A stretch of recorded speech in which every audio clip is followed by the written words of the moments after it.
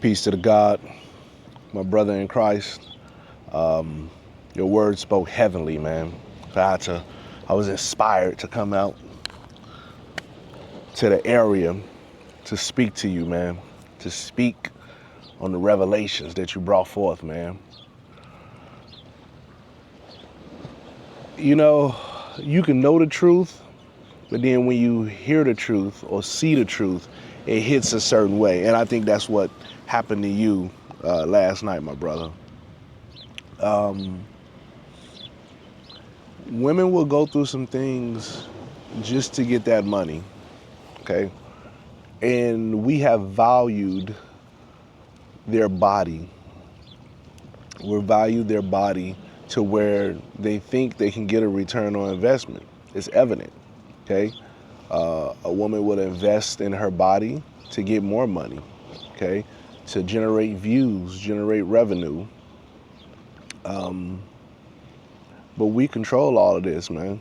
You know, we can basically like go on a strike and prevent all of this from happening. As you stated, financial celibacy.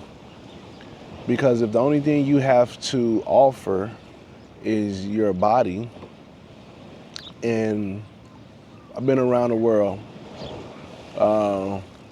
pussy is pussy on every continent, okay? So if the only thing you have to offer is the same thing that everyone else around the world has to offer, then why are we giving this incentive to it? Why are we paying it? And that's a question that we have to ask ourselves as the mankind, the human race. Why are we giving into this? So that goes back to, we have to get somebody who builds us up, that brings more than just pussy. Same thing on our side of the fence. Dick is dick. Women should think the same way.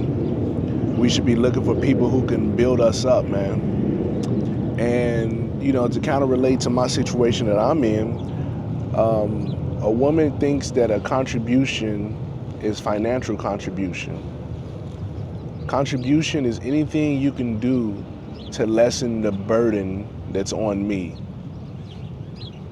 If I'm carrying 10 grocery bags and you want to come and carry 2 of those 10, you just made my life easier because I only have to carry 8 bags. So a woman will quick to say, well, I can't provide anything financially. And that's fine. As men, we know that we earn more,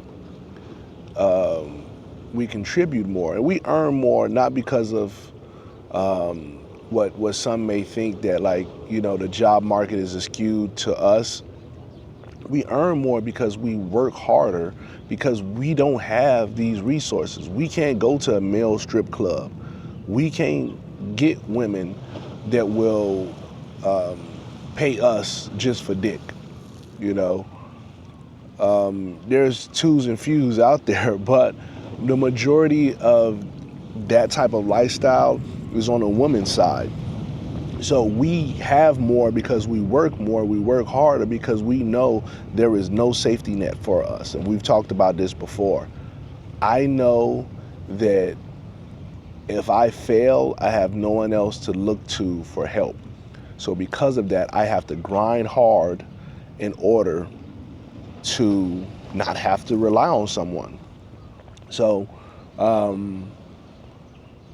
we are gonna make more. We're gonna have more. So we're not necessarily always looking for a woman that's gonna provide financial contributions. That contribution could be as simple as, like I said, taking something off of my plate. Or more importantly, someone that you can open up to and talk to and unload your stress on. We talked about this before, man. We fight wars in the streets. It's hard as a black man just to come inside of our home and fight another war. And that's not anything that you want to be a part of. That's not a good contribution. Again, I stated earlier that a contribution is what you can do to alleviate the burden. If you're pulling me into a war, you are adding a burden. You know, my man Gil Scott Heron said it best. Home is where the hate it is. Why would I want to go home if I know that I'm going to get into these arguments, these fights about nothing, about minimal shit? Okay, so yes, we need women to provide more than just pussy. I got hands. They got sex toys out here. You have to bring more than just the sex. We collectively as men have to realize that we control this. We can shift this stock market by not simping. And I applaud you, my brother. For years, the strip dip was your haven, but you realize that there's nothing that you can get out of that, man. I went through that revelation in my 20s. I was heavy in there, and I thought that I could get something. I thought that I could find something. And I've, got a couple of them out of there. But if you get a stripper from out of the strip club and you working, you know what I'm saying, you messing with her, all she's doing is removing the middleman, because she's still gonna try to get something from out of you. She still is pursuing that bag, just without the middleman. So don't sleep on that aspect as well too, my brother. But all in all, man, we control this, man. And we can't save the nation. We can't save all men, all black men. But I am proud that you kind of, if you're gonna gamble and throw your money away, throw it away on something you got a chance of winning. Ain't no chance of winning with pussy. I'm telling you, it is a lose battle, because the shit doesn't stay the same. And if they're only bringing pussy goes down after that first hit. After the first hit, it's not as good as it was. So if the basis of what you look for or what a woman has to offer is only her body, once the body is gotten, then what are we doing? And it's a shame that, unfortunately, these women think that. These women think that as long as I have this small waist, this big ass, these big titties, I'm gonna keep my man. And that's not the case. You may keep a man, but you're not gonna keep the same man, because he's gonna realize that you bring nothing to me. You only bring more burden, more stress. And a woman does not realize that when she has a good thing, because a woman is always thinking that the grass is greener on the other side. And they will complain about little things, about a man not washing dishes, or a man not putting certain things back in the house, and they want to leave. And the next man they find doesn't even have a house. Let's let that marinate for a second, my man.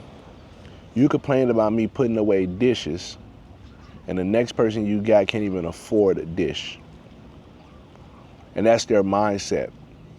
They are always striving for perfection in us, but never trying to perfect themselves. So with that mentality of, I'm always gonna get a man, because yes, a man is gonna give you that attention if you got that body. And that's what the strippers were saying. Like, I get hit on all the time. They can have their pick of any man that they want. But I think sometimes they realize that once I get this man, I don't have enough to keep this man. So I have to have something that attracts everybody, not just attracts one. Hey, my man, I love these tennis matches, man, back and forth. This is just letting us know we're in rare form. We got to get going. We got to get Circa 97 back going, and have fun with it, man. These conversations is deep. I'm gonna knock the ball back in your court. It's your boy Jay Smooth, one half of the Circa 97 team, and we're getting back out there soon. I promise you, 100.